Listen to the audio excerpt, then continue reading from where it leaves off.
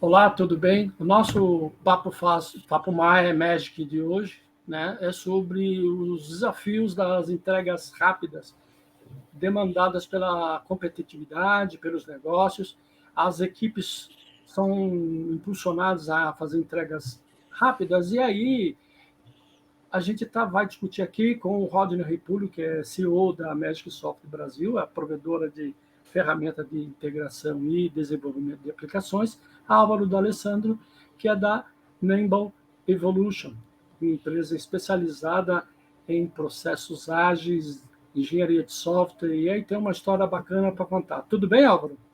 Tudo jóia. E vocês? Estamos de boa. Tudo bem, Rodney? Como é que estamos? Tudo tranquilo, Lilian. Um abraço. Tá legal. Então, para a gente fazer a abordagem dos riscos das entregas, eu gostaria do Álvaro um cenário que ele tem, né, sobre a agilidade de hoje no Brasil e no mundo, considerando também até a própria época da pandemia, que foi um período muito, muito rico no aspecto da gente observar desafios que não estavam previstos, eles se apresentaram e teve que responder. Aí teve que responder rápido e tal. Vamos lá, como é que você viu o cenário da agilidade no Brasil? Ó, o que eu vejo? Primeiro, a gente, para onde olha, a gente vê que a gente tem uma dependência cada vez maior de software. Não simplesmente aplicativo que você usa para usar o banco, né? Aplicativo de internet banking. Não, de maneira geral. Você pega um carro hoje em dia, qualquer que seja, se ele é um carro elétrico ou se ele é um carro a combustão, enfim, ele é um monte de software com 4 rodas para te levar para cima e para baixo. Uma geladeira, uma televisão smart, né, para tudo, qualquer coisa da nossa vida tem uma dependência absurda em relação a software. E aí entra exatamente o que você falou, que independente do negócio da empresa, se é varejo, se é banco, se é seguro, se é automobilístico, o que for, todos os negócios esperam que o software seja entregue cada vez mais rápido, numa frequência cada vez mais acelerada, e também esperam que seja entregue sem erro, né? Com qualidade. Porque tem uma história até antiga, o próprio Rodney, que já está no mercado há algum tempo, né? Com certeza ouve falar, lembra de que, historicamente, o software é o único produto que, reconhecidamente, quando ele é entregue com algum defeito. Você pode não descobrir onde está o defeito, às vezes pode chegar a uma combinação mágica lá qualquer que você nunca esbarra no defeito, mas é certeza, porque é praticamente impossível, se a gente for falar em termos econômicos, de tempo, né? Qualquer análise que a gente vai fazer, é praticamente impossível que os softwares com os quais a gente interage no dia a dia, eles sejam efetivamente zero erro, né? Error free. O que é normalmente um grande dilema em outros tipos de software, como, por exemplo, de aviação civil, né? Imagina, Deus o livre, você está ali num avião e o software buga, né? Você não tem, vou dar boot agora aqui no avião, no meio do voo.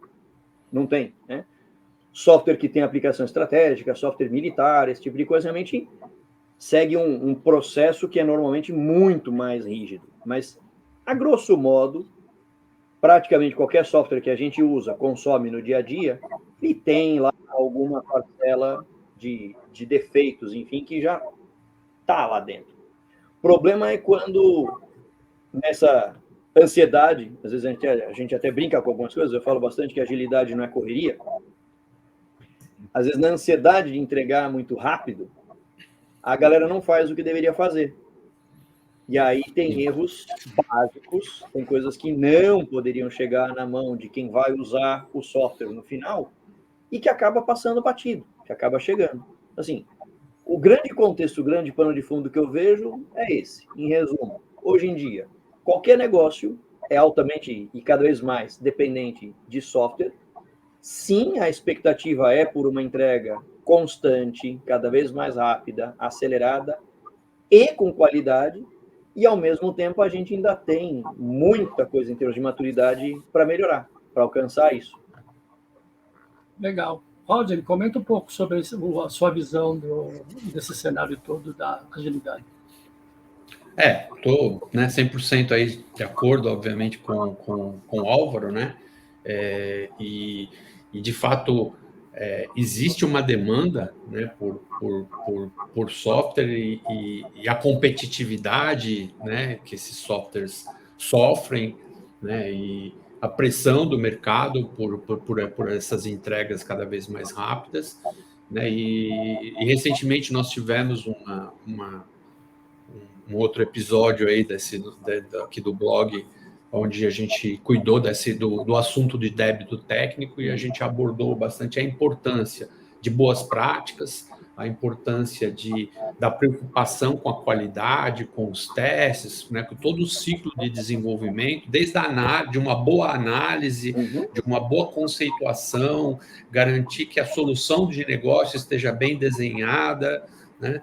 Então, assim, a agilidade não pode deixar de ser um objetivo, mas nós precisamos cuidar de todo o ciclo de desenvolvimento para que o produto saia, né, com a melhor qualidade possível, sem gerar débitos técnicos aí para os usuários, né? E dentro desse contexto, obviamente, a gente falou bastante sobre a importância de ferramentas de low code que, de certa forma, já trazem algumas complexidades encapsuladas que já estão pré-testadas, e isso facilita muito a gente conseguir chegar num objetivo final mais rápido, né? Acho que, no geral, o comentário mais abrangente seria esse, né, William? Havia comentado sobre lance da pandemia, quando a gente teve a oportunidade de observar uma movimentação muito grande de empresas desesperadas para resolver o problema, loja fechada, tinha que entregar, tinha que fazer venda online. Você via lá, uma portinha tinha plaquinha de WhatsApp, a outra plaquinha não tinha uma plaquinha de WhatsApp. Aquele que tinha plaquinha conseguia vender, aquele que não tinha, lá. Por exemplo, lojas de grandes lojas de imóveis, por exemplo, que ficaram fechadas, outras que sobreviveram graças ao fato de ter um software online. E aí, Álvaro, como você viu a movimentação da agilidade nesse processo e qual o aprendizado disso? Essa é uma boa pergunta. Porque, assim, voltando 2 casinhas. Fato, e eu tenho às vezes até falado isso com algumas pessoas quando a gente conversa a respeito disso. A pandemia, por mais que tenha sido, né, um episódio absurdamente horrível, tenebroso, se de alguma maneira tem alguma coisa benéfica, apesar de tudo que teve de ruim, né, exatamente um benéfico, foi que isso acelerou a jornada de digitalização de muitas empresas. Porque, às vezes, até como a gente costuma dizer, no dia a dia, num cenário de transformação, muitas vezes as empresas crescem por conta da dor. Por exemplo, que nem o Williams colocou, a empresa está fechada, né? Não pode, literalmente não podia abrir, ou porque não podia abrir porque pela lei estava impedido, ou porque podia abrir, mas ninguém queria ir na loja, ninguém ia se deslocar, então era pouco prático, né?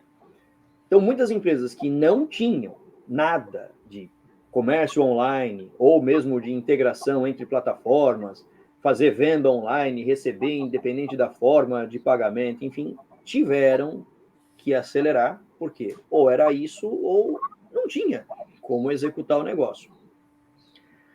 Então, isso trouxe um aprendizado muito grande, só que, ao mesmo tempo, e aí eu vejo que existem uns desequilíbrios complicados no mercado, ao mesmo tempo a gente viu, número 1, muita empresa investindo sem critério, porque passa aquele primeiro momento da pandemia, a gente até fez um evento, o Williams deve lembrar, em abril de 2020, e na abertura do evento a gente falava mais ou menos assim, a gente está no meio da pandemia, a gente aparentemente enxerga que o mundo não vai acabar, Por um lado, isso é bom. Graças a Deus não vai acabar. Mas o que a gente faz, dado que não vai acabar, né? Porque aquilo, se a gente entrar numa visão caótica, o mundo vai acabar amanhã. Se o mundo vai acabar amanhã, a gente encerra a gravação e vai fazer qualquer outra coisa, né? Vai dar um abraço no pai, na mãe, nos filhos, na esposa, enfim. Mas dado que o mundo não vai acabar amanhã, legal, como é que a gente começa a se planejar, o que a gente deve fazer para depois da pandemia? E aí a gente vê que muitas empresas investiram errado, contrataram errado, investiram errado, por quê? Investiram em algo que aparentemente era importante e não era. Existe um horizonte de desenvolvimento. Uma vez que você, de repente, resolveu o problema, você fala assim, legal, já está bom o bastante. Tá, o que eu faço agora com esse produto? O que eu faço agora com esse time? Tanto que a gente vê um monte de empresas fazendo layoff, né? Nome bonito. Demissão em massa. Mas chama de layoff, né? Por quê? Investiram errado, contrataram errado, ou investiram errado, contrataram errado, ou investiram errado e contrataram só para ter um tampão, não queriam de verdade desenvolver as pessoas. Começou a cair a ficha do tipo, a gente está gastando mais aqui ou ali, o produto não está se pagando, né? Financeiramente não vale a pena, o investimento não tá dando retorno, e agora a gente vê um momento complicado. Então, esse cenário que eu vejo. Tem muito aprendizado, por mais que a pandemia tenha sido horrível, ela trouxe muitos aprendizados, ela mostrou que é viável, por exemplo, isso que a gente está fazendo aqui, cada um num canto, né? A gente não está no mesmo lugar, em volta de uma mesa, e a gente está conversando, está fluindo, tem a gravação, daqui a pouco vai ter um produto editado, né? Então, sem ter que se deslocar, independente de chuva. Essa época, por exemplo, no Brasil, em São Paulo, chove pra caramba durante o verão. Cada um está lá no conforto do seu local de trabalho, né? Então, teve muita coisa nesse sentido que a gente acabou aprendendo, adquirindo por conta da pandemia. Ela demonstrou que é viável. Não do melhor jeito, mas demonstrou que é viável. Só que, por outro lado, a gente vê que as empresas, infelizmente, agora, elas estão descontando, por assim dizer, em quem não deveria pagar essa conta. Então, a gente vê muitas pessoas sendo mandadas embora, a gente vê muitas empresas questionando a agilidade. É até curioso, né? Porque o próprio Rodney comentou, e é uma crença, a gente vive isso no dia a dia, a gente acredita no benefício que a agilidade traz. Então, a gente acredita que ao invés de desmontar os times ágeis, mudar a maneira de trabalhar, reduzir a colaboração, deveria ser o contrário. É ser mais criativo e, ao mesmo tempo, mais racional e falar assim, tá bom, aonde que está o problema? O que a gente está fazendo de errado? Então, como é que a gente pode manter a agilidade e aprimorar a qualidade? Como é que a gente pode entregar com mais produtividade, pegando o gancho do que o próprio Rodney colocou, que ferramentas, de repente, existem no mercado, que componentes a gente pode, eventualmente, já utilizar, ao invés de desenvolver do zero. Tem toda essa conversa hoje em dia sobre inteligência artificial, mesma linha de raciocínio. Como utilizar a inteligência artificial para turbinar o trabalho de quem já faz uma tarefa bem feita. Como fazer para que, com a inteligência artificial, por exemplo, eu tenha mais cenários de testes, cenários que, de repente, eu sou desenvolvedor. Eu não imaginei esse cenário aqui. Rodney comentou sobre a importância de você ter uma boa especificação. Verdade. O Williams lembra, às vezes, de treinamento, quando a gente brinca com um acrônimo inventado há muito tempo, LISO, lógico, implícito, subentendido e óbvio. Como a gente faz para tirar essas 4 coisinhas do meio do caminho e tornar explícito e testar melhor e mostrar a evidência de que você testou, porque uma coisa é você ter planejado, outra coisa é você, de fato, ter executado e com a evidência de que passou, né? Do gênero, olha, está aqui, evidenciado, pode colocar em produção. Então, a gente tem os últimos anos como sendo anos de muito aprendizado. E agora o que eu vejo é que a gente está numa espécie de rescaldo desse tanto de aprendizado, que, de uma certa maneira, é como se a gente estivesse correndo, sabe quando você corre muito rápido, aí você chega no final, você está esbaforido. Aí você fala assim, legal, o que eu tenho que fazer agora para na próxima corrida correr melhor, não ficar tão cansado. Então, o momento que eu vejo, e é um paradoxo interessante, porque o mundo não para, as empresas querem cada vez mais aceleração, mas, ao mesmo tempo, a gente está igual aquela pessoa que acabou de sair de uma corrida, está esbaforida e precisa de um tempo para se energizar, readequar. Então, as empresas estão nesse momento. Algumas estão fazendo de um jeito um pouquinho melhor, né? Investindo em capacitação, investindo em ferramentas, melhoria de processo, ato contínuo. Algumas outras empresas, isso também é compreensível, estão agindo mais na base do impulso. E do tipo, então, corta essa linha aqui do orçamento, reduz isso aqui, manda aquele time embora, junta esses 3 aqui, e os 3 agora são 1, e tem que fazer o que os 3 antes faziam. Então, isso também é natural, e isso também vai passar. Historicamente, a gente já viu vários desses movimentos de reacomodação. Uhum. É assim que eu vejo. Tá. Você me chamou a atenção num comentário de algumas empresas de questionar a agilidade. Como é que isso se apresenta? Na prática, como é que isso se apresenta? Ele não vai Tem falar. Alguns ditados. Não vai falar. Mas na prática, definem metas que são incongruentes com a agilidade. Vou dar um exemplo.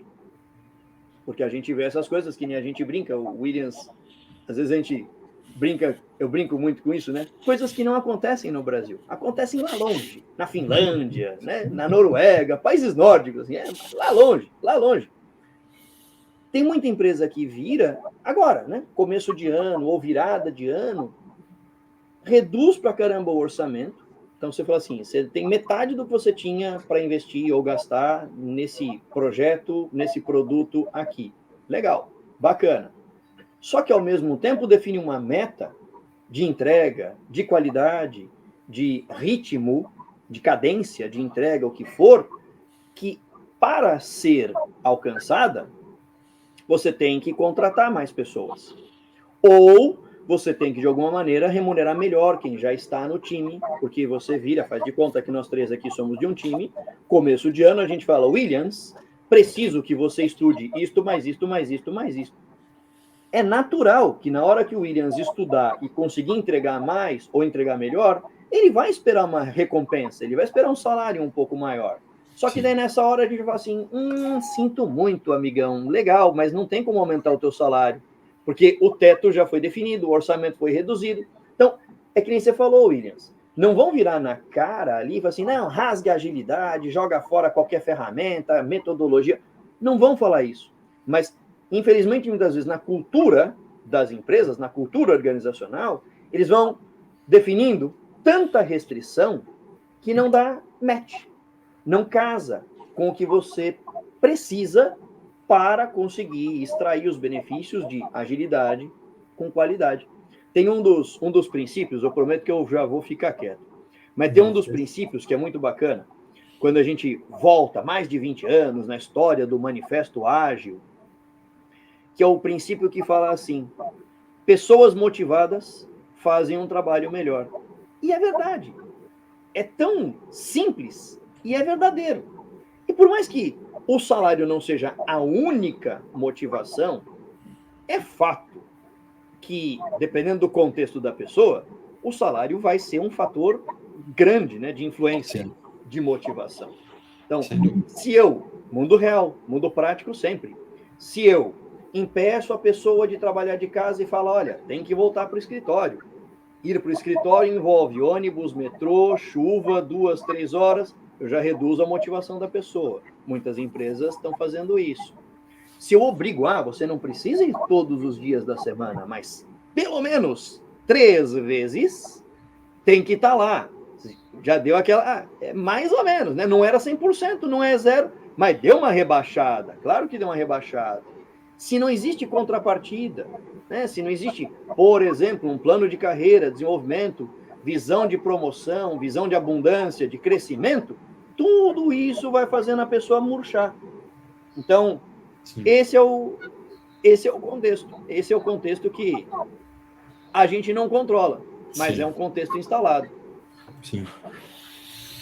E aí, Rodney, gostaria dos seus comentários aí, porque tem um cenário bacana aí. Qual a sua visão sobre essa história toda? Difícil comentar, né? Porque o Álvaro já, né, abordou a coisa, né, de ponta a ponta já, né? Mas, de fato, o que a gente vê muitas empresas sobre essa pressão de corte de orçamento e de não atingimento de metas que foram previstas, né, no passado, e isso que gera, de certa forma, alguma queda no orçamento, começar a cortar etapas, né, começar a cortar cuidados que precisariam ter, e esse é o risco, né? A empresa precisa medir qual é o risco que ela está correndo, porque ela vai entregar menos qualidade, ela vai ser menos competitiva, né? Ela vai ser menos atrativa, e ela tem que balancear, né? Tem que balancear isso, né, com cuidados. E aí, mais uma vez, isso pode ser compensado com uma melhor produtividade, né, em organizar melhor os processos de desenvolvimento, né, de utilização de melhores ferramentas, desde a etapa de análise até a etapa de testes, né, de você ter boas ferramentas que possam te dar essa maior produtividade, e não só pensar, vamos dizer assim, em aumentar a produtividade contratando mais gente, né? Que também é uma forma que muita gente simplifica as coisas, né? Fala assim, preciso de produzir mais, contrata mais gente, mais gente. Não, vamos olhar os processos, vamos ver se ele está otimizado, vamos ver se a gente está utilizando as ferramentas adequadas, se as soluções estão bem arquitetadas, né? Então, eu acho que esse deveria ser o foco, né? Olhar para dentro e ver o que a gente pode fazer melhor, como que a gente pode, né, ser melhor. E aí, entrando para o aspecto humano, que o Álvaro também abordou, verificar tudo que envolve o trabalho da pessoa e ver como que é possível extrair o máximo possível, né? Deixando a pessoa mais motivada, mais feliz, mais satisfeita, porque, obviamente, isso vai trazer uma melhor qualidade para o resultado. Porque, como, né, também o Álvaro já citou, o software é a única coisa que leva, né, que você entrega com certeza com defeito. Por quê? Porque é feito por pessoas, né? Porque é um serviço, inclusive fiscalmente falando, é considerado um serviço, não é um produto, né? E por ser um serviço, ela traz erros humanos, né? E com certeza você trabalhando com pessoas motivadas, felizes, né? Empenhadas, comprometidas, isso também é um aspecto que as empresas de software precisam cuidar, né? E aí, Álvaro, a gente tem conversado aí com vários dos clientes da Nimble e a gente vê nos processos internos o envolvimento de outras áreas na agilidade. E recursos humanos, vendas, porque nós estamos falando aqui de desenvolvimento de software, mas o software é para quem? É para o camarada lá. Como é que você viu essa evolução, né, das outras áreas sendo incorporada, por exemplo, principalmente do RH, porque é justamente uma das áreas que mais tem participado dessa agilidade dentre as empresas que a gente teve oportunidade de conversar? Então, esse também é um ponto interessante. A gente fala da entrega acelerada, a gente tem um pano de fundo, né, os perigos da entrega acelerada, a gente cobre muitas vezes os perigos que existem do lado de dentro do processo de software. Então, exemplo, pegando o gancho do que o próprio Rodney enfatizou, a qualidade, a preocupação com a qualidade de software, garantir que foi bem testado, garantir que, no mínimo, aquilo que é essencial foi testado em desenvolvimento. Tem isso, mas isso que é um risco, tem isso, mas isso que a gente não chegou a testar a exaustão, mas se isto aqui eventualmente gerar um bug, não é nada que vai parar a produção, não é nada que vai gerar um meme, né? Coisa do tipo. Então, a gente olha muitas vezes para dentro, e é natural.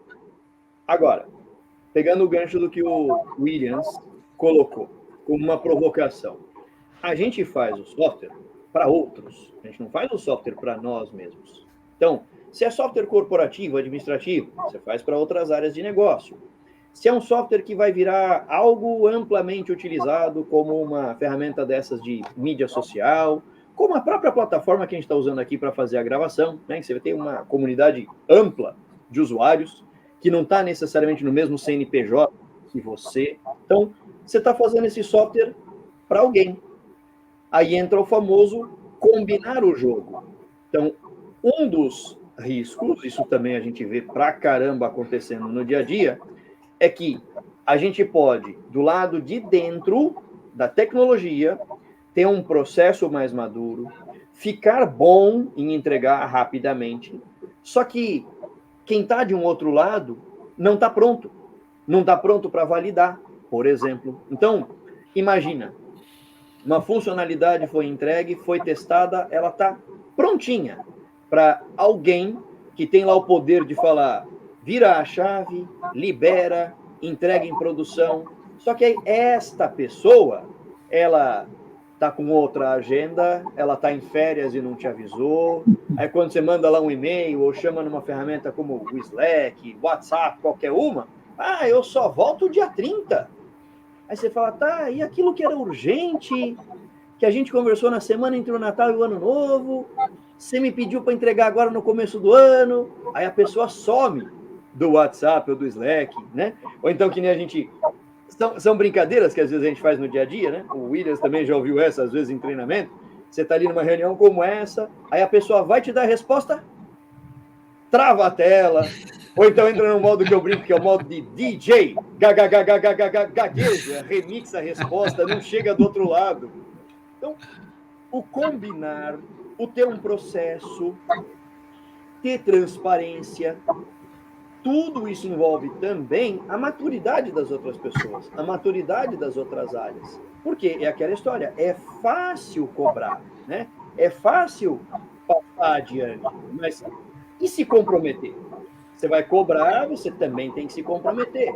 Isso também envolve uma mudança de postura, envolve mudança de processo de trabalho, envolve mudança de postura. Pegando um gancho bem específico, o Williams usou o exemplo de uma área de RH, um departamento de recursos humanos, gestão de pessoas.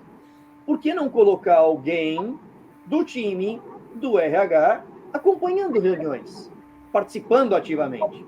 Porque até, de novo, num exemplo simples, mas se alguém que é a pessoa que valida lá no time de recursos humanos está com férias agendadas, eu já coloco alguém para acompanhar junto, alguém que vai ali ficar ali pau a pau, sabendo exatamente o que está acontecendo, para minimamente não ficar dependendo só de uma pessoa que tirou férias, ou, numa linha, de estar...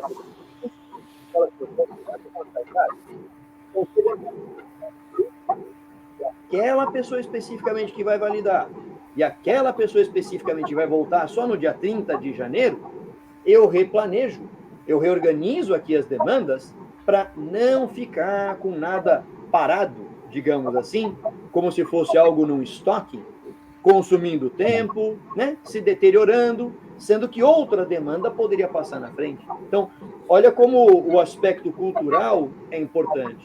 Tem processo, tem ferramenta, tem cultura. Assim, esse é um risco, por assim dizer, e que não tem a ver tanto com a questão técnica. Tem mais a ver com essa questão de como é que a gente colabora, como é que a gente trabalha, de fato, como se fosse um único time, independentemente de qual é a caixinha no organograma em que a pessoa participa, como é que eu tenho a certeza de que a pessoa que fez a solicitação ou que aprova a solicitação, de fato sabe do que está falando, para também não chegar lá no final das contas, né, aos 48 do segundo tempo, e alguém fala assim, pois é, mas não foi isso que a gente pediu, não era desse jeito que era para sair. Então, assim, um intervalo de tempo muito grande entre alguém encomendar e alguém ver o que está pronto, né? Acompanha, fica próximo, joga junto. tem a ver com processo, tem a ver com cultura. Álvaro, a gente conversando com muitos profissionais de agilidade e assim vários desafios, manifestações dentro dos eventos próprios da Nimble e outras oportunidades, um dos grandes desafios das equipes é convencer a alta gerência. E a gente já teve um bate-papo com o Rodney, não no blog aqui, entrevista, mas em artigos anteriores, onde há necessidade de convencer, né, outras áreas da necessidade da integração, por exemplo. Hoje a gente tem a necessidade de ser ágil, só que o camarada lá em cima não está sabendo o que quer, aí você chega no financeiro e não aprova o orçamento, fala, não sei o que é isso, eu não vou aprovar nada. Como é que você vê a desconectividade, a desconexão entre a alta gerência e a equipe ágil que está se matando para entregar? Eu tenho uma visão, não sei se o Rodney concorda, aí você fica à vontade. Eu penso o seguinte: primeiro, até em alguns daqueles casos, enfim, ilustrativos, em que as empresas têm questionado benefício de agilidade ou que têm cortado, é porque muitas vezes a venda, né, o convencimento, ele é muito mais pautado em olhar para dentro do que em olhar para fora. Então, o antídoto, ou a vacina, por assim dizer, é você conseguir mostrar em cada cenário, em cada contexto, qual é o benefício e que está alinhado com aquilo que a área espera. Exemplo, se é o CFO, o cara do dinheiro, ou a pessoa do dinheiro, mostra onde que a gente vai ter economia. Talvez você tenha um aumento de custo no primeiro momento, mas você vai ter uma economia em escala, por exemplo, no longo prazo. Se alguém mais técnico, por exemplo, pega o gancho do débito técnico ou da dívida técnica, mostra o tamanho do risco de você ficar com aquilo ali sem alguém endereçar. Por exemplo, é um ponto de auditoria, pode virar depois ali na frente uma inconformidade, pode de repente ter um impacto financeiro, fiscal, de marketing, de visibilidade da empresa.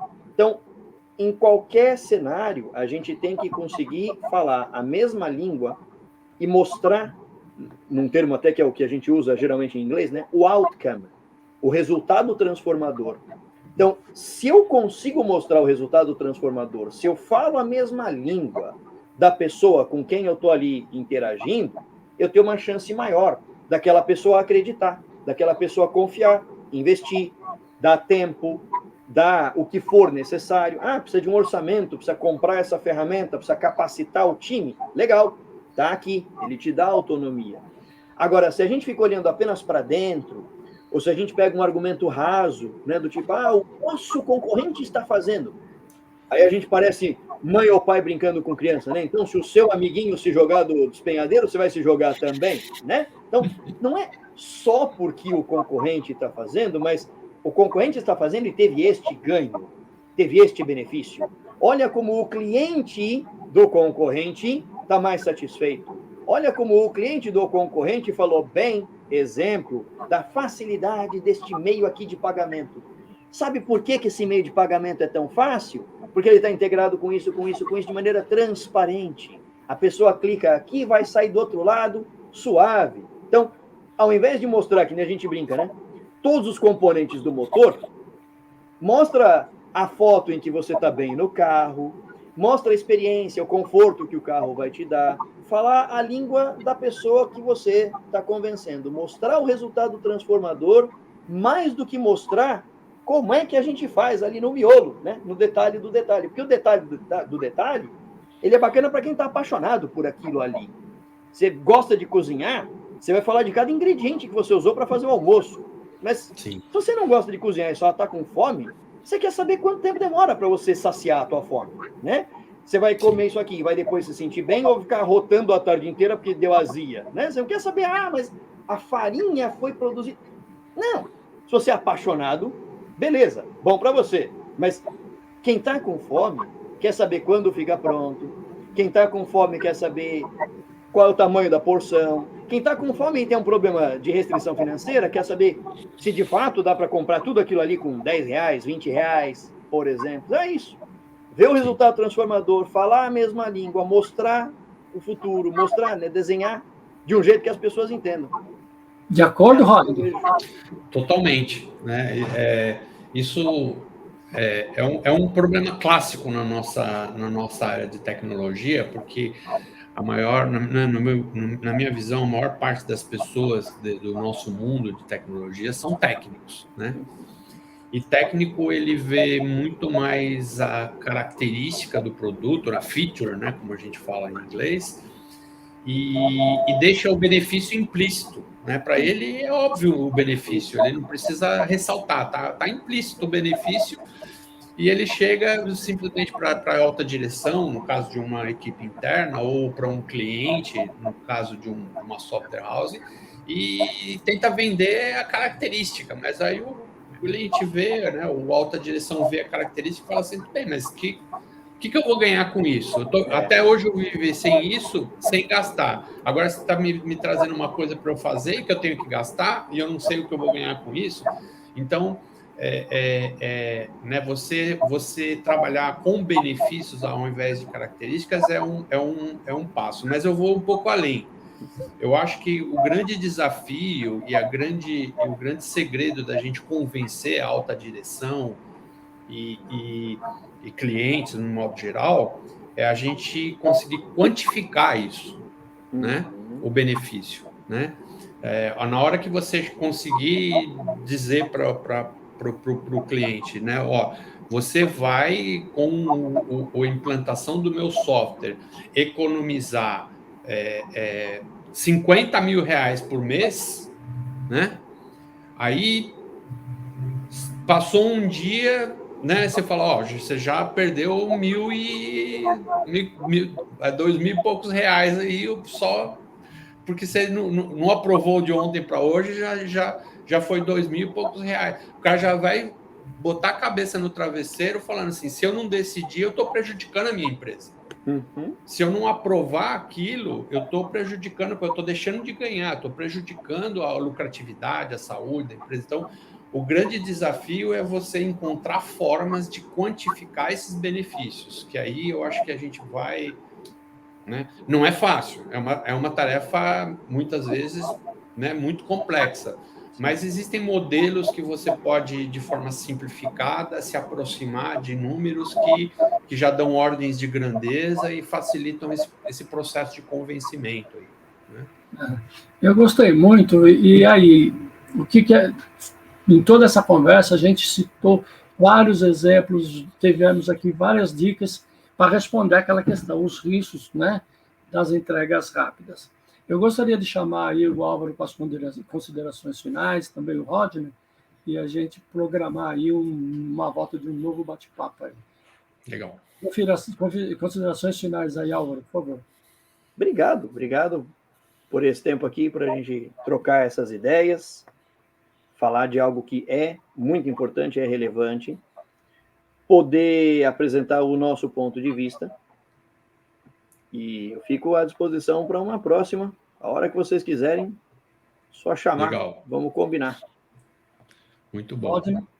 Obrigado, Álvaro. Obrigado, Williams, aí pela organização aí desse encontro, né? Uma satisfação, Álvaro, ter você aqui com a gente, tá? Tomara que a gente consiga aí acertar outros papos, porque são temas que somos apaixonados por eles, né? Estamos aí dedicando a vida inteira nesse tema, então é uma coisa que a gente acaba sempre tendo uma satisfação de abordar, né? E acredito eu que a gente comentou, né, sobre esses riscos, né, sobre os riscos passamos aí, né, rapidamente em cima dos principais pontos, né, que são os riscos né, de você ser ágil ou não ser ágil, né? Assim, a ideia, a questão não que ser ágil é ruim, muito pelo contrário, né? Mas os cuidados que você precisa ter nesse caminho para que você diminua os riscos e faça a coisa com a melhor qualidade possível e com agilidade também, né? Então tá Legal. bom. Vamos organizar a próxima e obrigado Vamos a sim. vocês dois. Até a próxima. Até a próxima.